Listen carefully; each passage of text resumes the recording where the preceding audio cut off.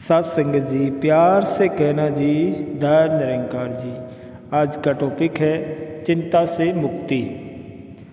चिंता परेशान करती है। चिंता चित्ता समान है। चिंताग्रस्त व्यक्ति चिंता मुक्त होना तो चाहता है, लेकिन उसे सही उपाय नहीं सोचता।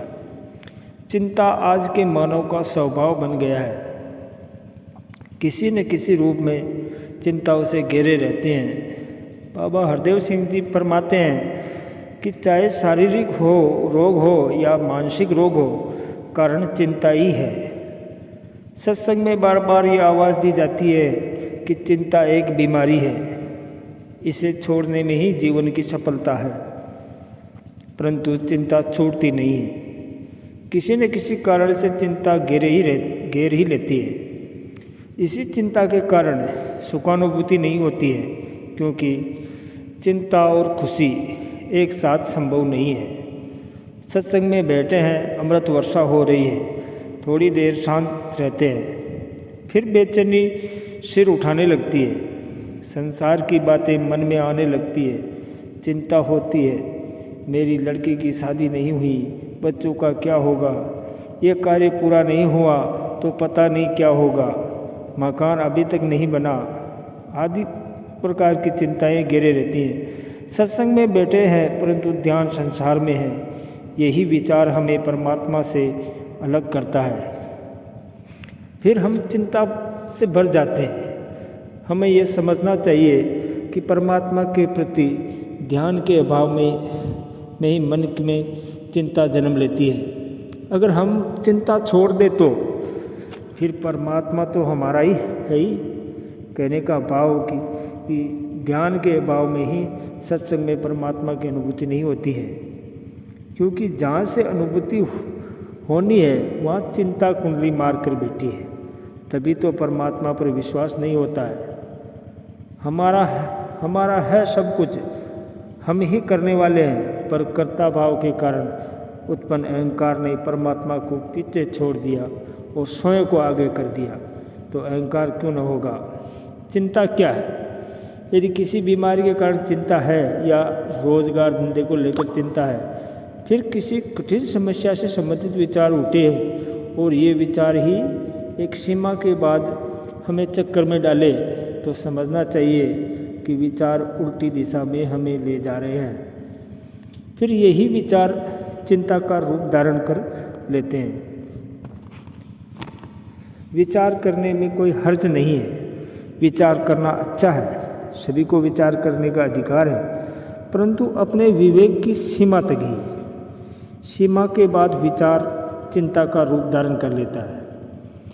अर्थात विचार हमारे अंदर है, परंतु चिंता हम बाहर से ले आते हैं। भाव ये कि जब विचारों का चक्कर चले तब समझो कि चिंता शुरू हो गई। ऐसे विचारों से जब घुटन महसूस हो तो रुक जाओ, फिर किसी ब्रह्म ज्ञानी महापुरुष के पास जाओ, सिर झुकाओ, दिल झुकाओ और कृपा प्राप्त करो कि चिंता समाप्त हो जाएगी। बिना चिंता छोड़े जीवन मुक्ति कहाँ है। चिंता छूटेगी, विचार छूटेगा, विकार छूटेगा, तब जीवन मुक्ति के मार्ग पर चल पाएंगे। जीवन में जो उलझन है, इसे कौन सुलझाएगा। मन बनाओ, संकल्प करो, जीवन को सद्गुरु के प्रति समर्पित करो। फिर जीवन के तपते रेगिस्तान में बसंत की मधुर मधुर हवा के झोंके आएंगे, ठंडक आएगी और चिंता से मुक्ति मिलेगी। बाबा हरदेव सिंह जी कहते हैं कि चिंता किस कारण से है, उसको खोजो और दृढ़तापूर्वक उसका सामना करो। परिस्थिति चाहे जैसे भी हो, मनोस्थिति को उसी रूप में डाल लो। चिंता से निकलने का यही एकमात्र उपाय है। भागो मत, सामना करो। अपने विवेक का उपयोग परिस्थिति को अनुकूल बनाने में करो। चिंता धीरे धीरे समाप्त होने लगेगी। चिंता समाप्त होने का अर्थ है विकारों से मुक्ति। फिर आप सहसा है। कवि ने कहा है कि चाह गई चिंता मिटी मनु व बेपरवाह, जिनको कुछ नहीं चाहिए सोई सहसा। कि चिंता से काम बिगड़ता है। चिंता काम में बाधा डालती है। चिंता से गाड़ी चलाओगे तो दुर्घटना की संभावना होती है। चिंता से व्यापार करोगे तो कार्य विपरीत हो जाएंगे। अगर चिंता न हो तो हर काम का अच्छा परिणाम होगा। आजकल लोग भविष्य को लेकर काफ़ी चिंतित रहते हैं। सोचते हैं कि बच्चों का क्या होगा, ये कार्य पूरा नहीं हुआ तो पता नहीं क्या होगा, हम दुनिया से चले जाएंगे, मेरा कार्य अधूरा रह जाएगा तो क्या होगा। बाबा हरदेव सिंह जी महाराज कहते हैं कि चिंता वाली सोच से वर्तमान तो बिगड़ता ही है, भविष्य भी अंधकार से परिपूर्ण हो गया है। जिसका उपाय नहीं है उसकी चिंता क्यों। हमारे पास वर्तमान है, इसका उपयोग करना है। भविष्य की चिंता क्यों। भविष्य अज्ञात है, यही समझना तो जीवन का ज्ञान है, परंतु हम समझ नहीं पाते हैं। तरह तरह की चिंता से घिरे रहते हैं। जीवन के अंतिम समय में भी चिंता।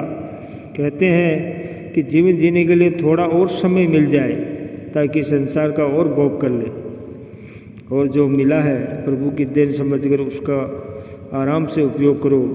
यही सुखी जीवन जीने का रहस्य है। इस रहस्य का ताला सद्गुरु से प्राप्त ज्ञान की चाबी से ही खुल पाएगा।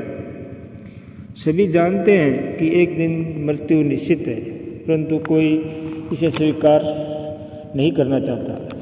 ख्याल आने पर भी मृत्यु शब्द को धक्का देकर अंदर से बाहर कर देते हैं और मन ही मन कहते हैं कि हम नहीं मरेंगे।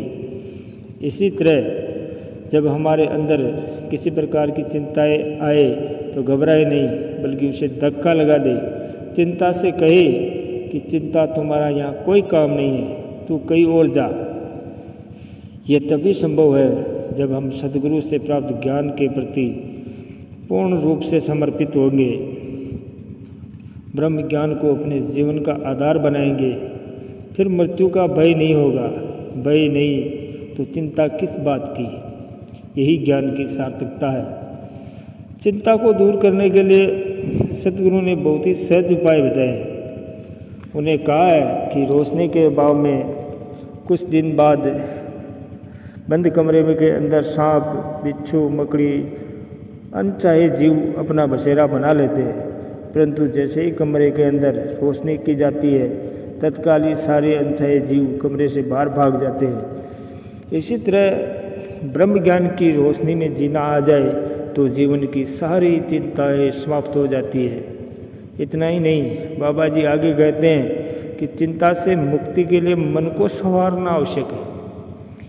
मन स्वाभाविक रूप से चंचल होता है, इसलिए मनुष्य का जीवन अशांति, चिंता से ग्रसित रहता है। यह सच है कि जब तक मनमानी करता है तब तक मनुष्य किसी न किसी रूप में चिंता से घिरा रहता है। सब कुछ है, फिर भी जीवन चिंता से भरपूर है। महात्मा कहते हैं कि मन इंसान को परमात्मा से दूर करता है, क्योंकि सारी चिंताओं का कारण मन ही है। इसलिए मन को संभालो। परंतु इसके विपरीत सद्गुरु कहते हैं कि मन से भागकर कहाँ जाओगे। जहाँ जाओगे वही चिंता किसी न किसी रूप में जीवन में लगी ही रहेगी। इसलिए मन को मारो नहीं, बल्कि इस मन को ज्ञान से संवार लो, क्योंकि यही मन योगी के पास है और यही मन भोगी के पास भी है।